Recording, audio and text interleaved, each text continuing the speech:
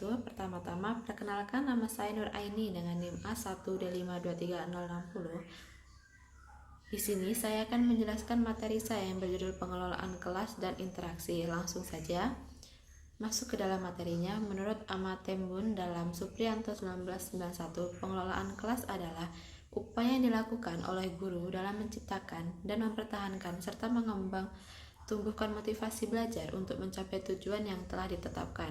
Sedangkan menurut Usman 2003, pengelolaan kelas yang efektif merupakan prasyarat mutlak bagi terjadinya proses belajar mengajar yang efektif. Dengan demikian, pengelolaan kelas tidak dapat terlepas dari motivasi kerja guru.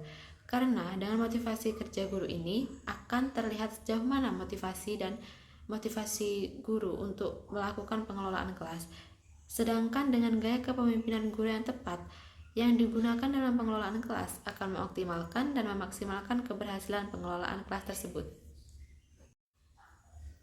Materi selanjutnya yaitu interaksi sosial.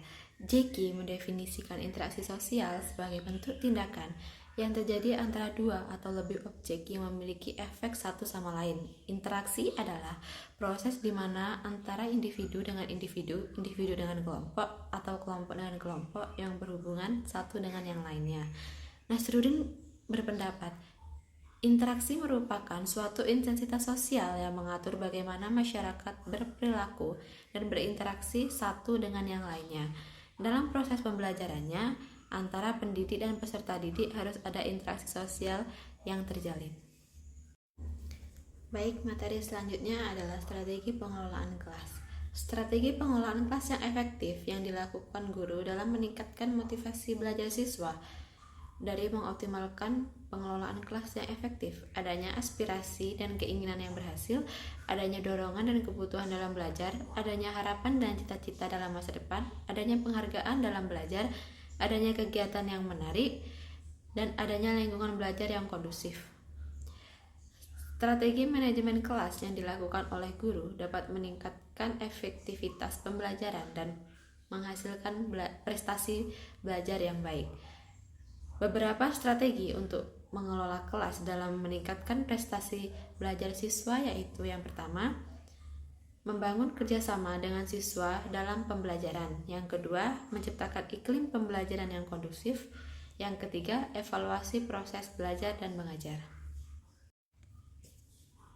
Selanjutnya, dalam dunia pendidikan, proses pembelajaran akan efektif jika komunikasi interaksi antara guru dan dengan siswa terjadi secara intensif, dapat merancang model-model pembelajaran sehingga siswa dapat belajar secara optimal.